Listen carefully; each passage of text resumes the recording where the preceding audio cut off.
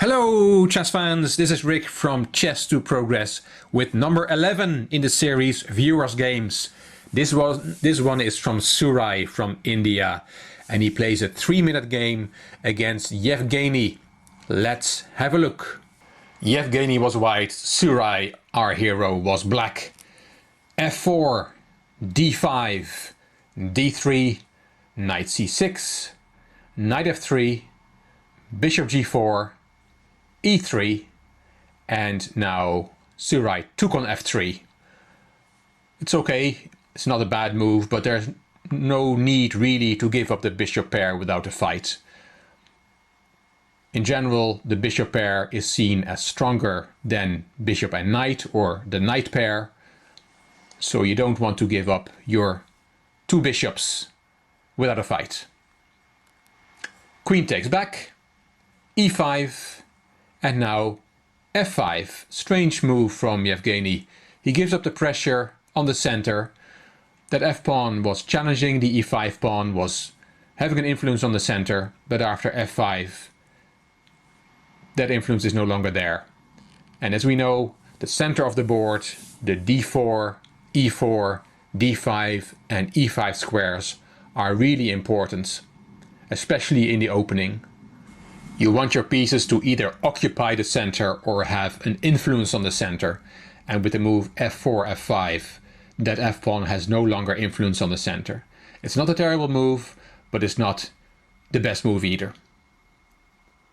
Knight f6 developing, h3, e4 kicking the queen, queen went back to f2, bishop d6, d4, and now queen d7.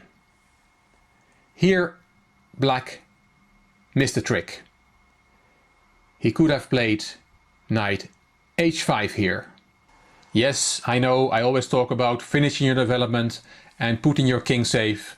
So queen d7 is a logical move, and then castling. That would complete black's development. But of course, if there's a concrete reason to play something else, then that is a valid reason. With knight h5, black has a concrete threat of bishop g3, and that forces white to give up his castling rights. So knight h5 was a better move than queen d7 for that reason, even though it's against the rule of finishing your development first.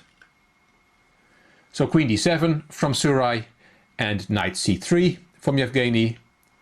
And again here, knight h5 with the idea of bishop g3 would have been a good idea. But Surai played bishop b4.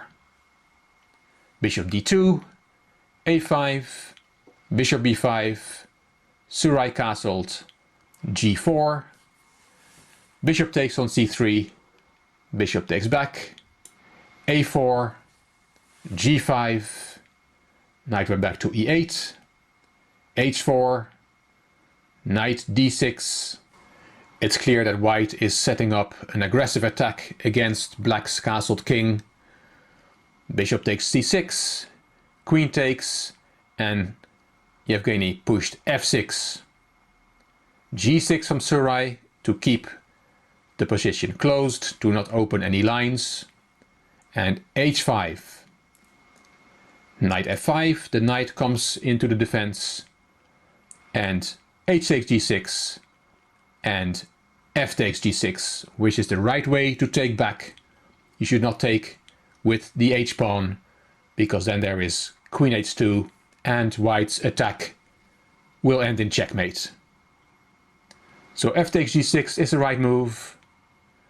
Bishop b4, hitting the rook, rook f7, and now on the 22nd move, finally Yevgeny decides to castle. Rook a6, bishop a3, b5, a very interesting game with opposite castle, black castled kingside, white castled queenside, and both players are setting up an attack against each other's king. King b1, rook b6, and now black threatens b5, b4. cornering the bishop.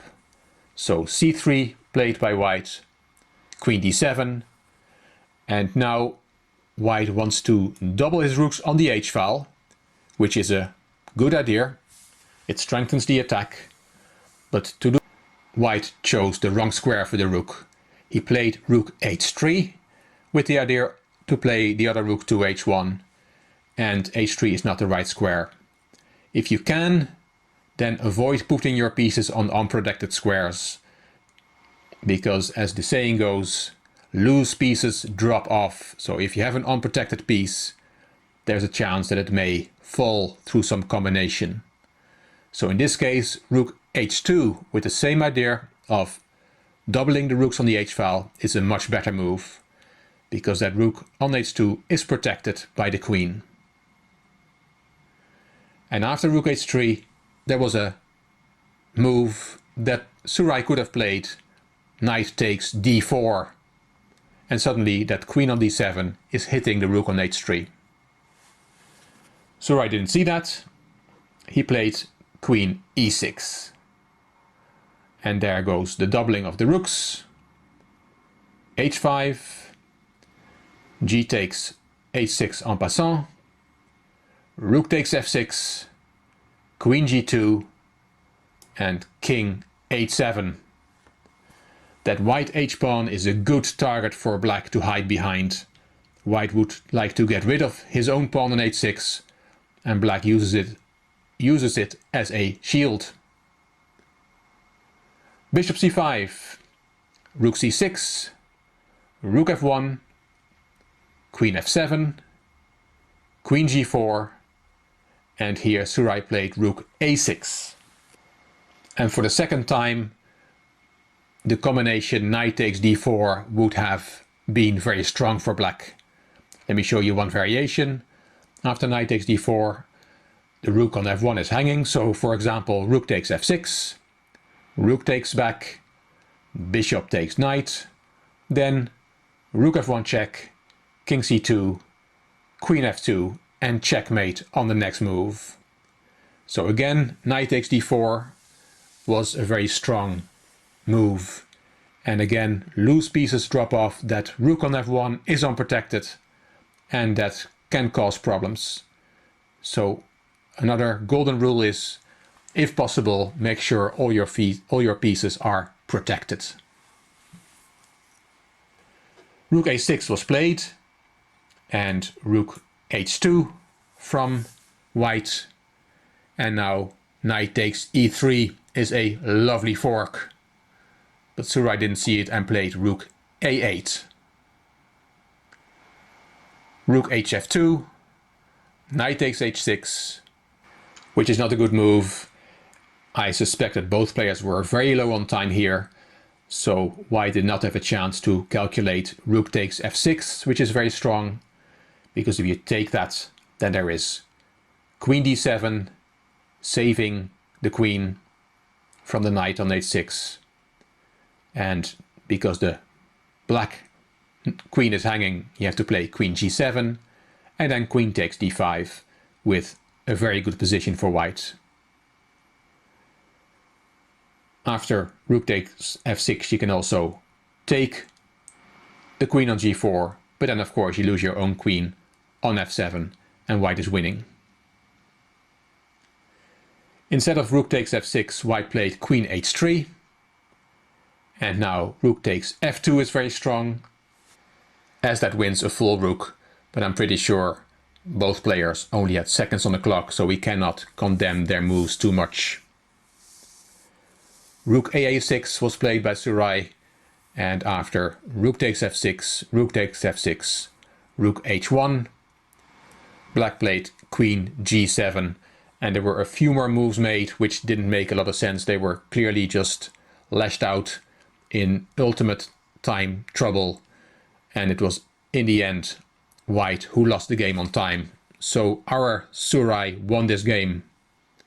A few instructive moments. I hope you agree.